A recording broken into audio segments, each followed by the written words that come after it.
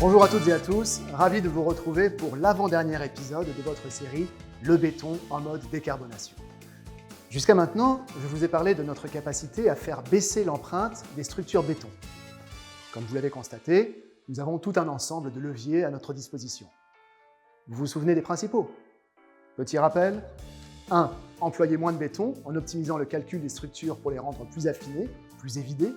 2. Utiliser moins d'énergie et opter pour plus d'énergie verte lors du transport des matières premières, du béton, des pièces préfabriquées, du béton après démolition, mais aussi pendant le chantier de construction et durant la phase de fin de vie, au moment du chantier de démolition et du traitement du béton.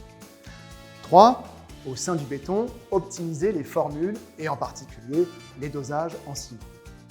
4. Au sein du ciment, développer de nouvelles combinaisons alliant clinker et matériaux cimentaires avec une empreinte plus basse. 5. Utiliser moins d'énergie, notamment moins d'énergie fossile, pour produire le clinker. C'est possible, par exemple, en utilisant des déchets ou de la biomasse.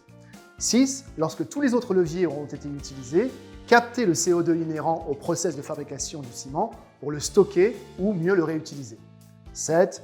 Utiliser des granulats enrichis en CO2. 7 piliers. Voilà de quoi être confiant dans l'avenir, d'autant que la filière béton se prépare activement au changement.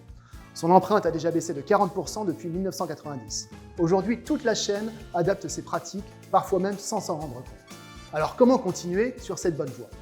En amont, l'industrie cimentière doit concentrer ses efforts sur la recherche et consentir à de gros investissements industriels pour adapter les usines. Nous devons faire évoluer les normes en gardant les principes de précaution.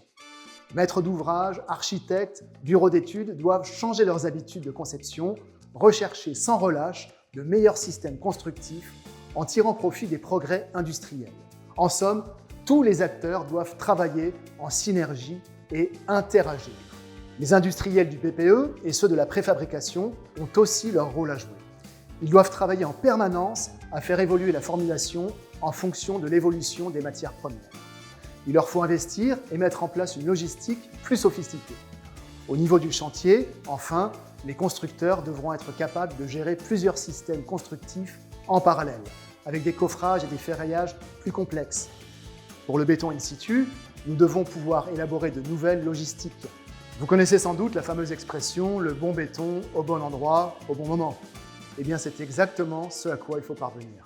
Fini le béton à tout faire. Pour optimiser chaque élément du bâtiment, il nous faut être prêt à livrer plus de béton différent. Il reste une question qui se pose souvent.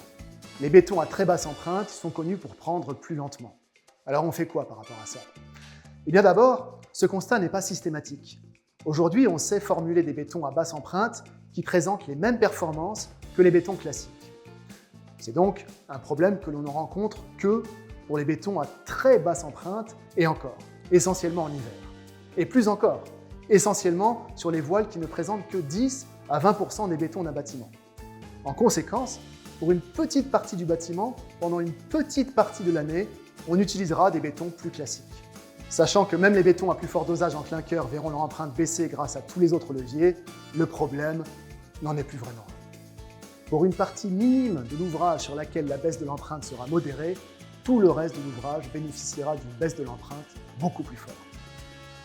Ça vaut vraiment le coup de nous y mettre tous. Alors je vous laisse réfléchir et on se retrouve vite pour un dernier épisode de votre série Le béton en mode décarbonation.